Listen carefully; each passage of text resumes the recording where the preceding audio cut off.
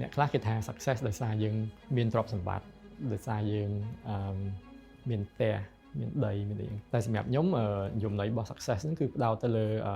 លទ្ធភាពដែលខ្ញុំអាចធ្វើបានដោយប្រើប្រាស់សេចក្តីស្រឡាញ់ដោយប្រើប្រាស់គោលបំណងរបស់ខ្ញុំដែលអាចជះឥទ្ធិពលហើយនឹងផ្ទេរបទពិសោធន៍ហ្នឹងទៅដល់អ្នកដទៃ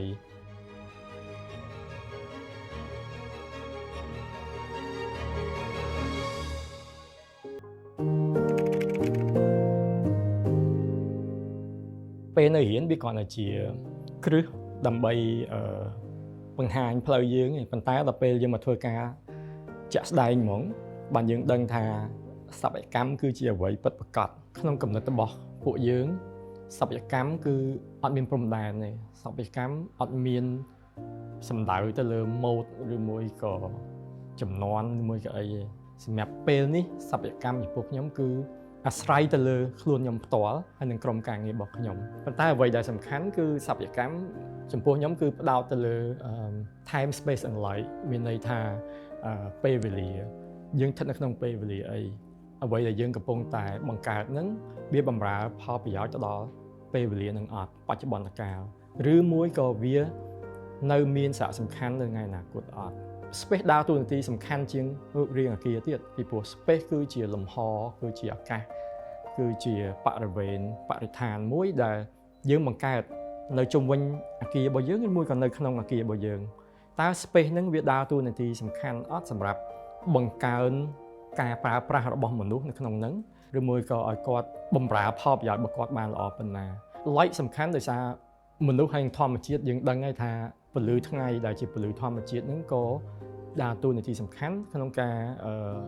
បង្កើតសប្បកម្មរបស់ពួកយើងដែរពីព្រោះពន្លឺហ្នឹងហើយជួយឲ្យពួកយើងអង្គុយធ្វើការបានដោយមិនចាំបាច់ប្រើពន្លឺអគ្គិសនីរហូតពន្លឺហ្នឹងហើយជួយឲ្យពេលយើងធ្វើការទៅលទ្ធផលនៃការធ្វើការរបស់យើងវាល្អជាងមុន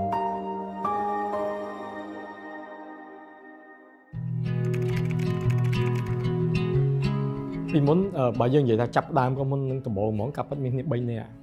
ប៉ុន្តែដោយការយល់ដឹងខុសគ្នាការបញ្ចេញមតិខុសគ្នាក៏យើងសម្រេចចិត្តចែកផ្លូវគ្នានៅសល់តែខ្ញុំម្នាក់អញ្ចឹងដូចខ្ញុំនិយាយអញ្ចឹងបេះដូងខ្ញុំនៅតែជាស្ថាបត្យកម្មហើយខ្ញុំនៅតែជាស្ថាបត្យករអញ្ចឹងខ្ញុំនៅតែរក្សាភាពជាស្ថាបត្យកររបស់ខ្ញុំហ្នឹងគឺខ្ញុំមិនប្រែប្រួលអញ្ចឹងណាអ្នកដែលជួយខ្ញុំច្រើនគាត់ជាម្ដាយផងជាភរិយាផងហើយក៏គាត់ដើរតួនាទីសំខាន់ក្នុងក្រុមហ៊ុនរបស់យើងដែរគឺគាត់ជួយផ្នែក administration របស់ business របស់យើងគាត់ជួយជ្រោមជ្រែងទៅនឹងផ្នែកផ្សេងៗទៀតដូចជា